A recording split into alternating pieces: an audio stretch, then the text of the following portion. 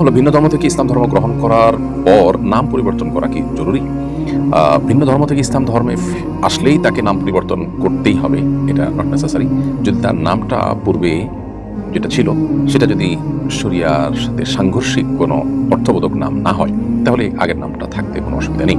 ধরা যাক কারোর নাম সুমন, তো সুমন মানে ভালো মনের অধিকারী, এই নামটার মধ্যে কোনো খারাপ কিছু নেই এবং এটা অন্য কোনো ধর্মের মানুষের নাম হিসাবে আপনার চূড়ান্ত বা আপনার অর্থের দিক থেকে সেরকম কোনো অর্থ বহন করে সেরকমও না, কিংবা এর মধ্যে শিরপূর্ণ কোনো কিছু নেই নামের অর্থের মধ্যে, তাহলে সেক্ষেত্রে আপনি অবশ্যই এ নাম রাখতে পারেন, অর্থাৎ ইসলাম গ্রহণ করার পরও সুমন নাম থাকতে কোনো অসুবিধা নেই।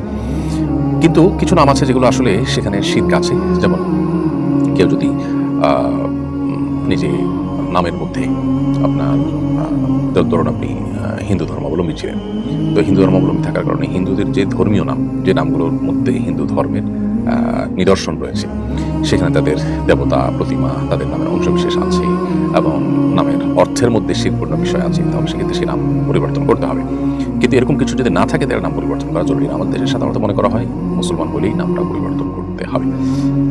সাহাবা ইকরামের মধ্যে অনেক সাহাবী আছেন, বরং বড় অংশই বলতে পারি আমরা, যারা ইসলাম গ্রহণ করার পর তাদের নাম পরিবর্তন করার কোনো ঘটনা সেভাবে ঘটেনি। তবে হ্যাঁ, কারো কারো নামের ক্ষেত্রে এমন হয়েছে যে আব্দুল শামস অর্থাৎ সূর্যের গোলাপ, এই টাইপের নাম যাদের ছিল তাদের নামগুলো পরিবর্তন করতে নবী সাল্লাল্লাহু আলাইহি ওয়াসাল্লাম উদ্যোগ নিয়েছেন। অতএব বিষয়টা নির্ভর করে যে নামের অর্থ কি সেটা। তো অর্থটা যদি আপনি খারাপ হয় বা আপনার শিরপূর্ণ হয়, তাহলে সেটাকে পরিবর্তন করতে হবে।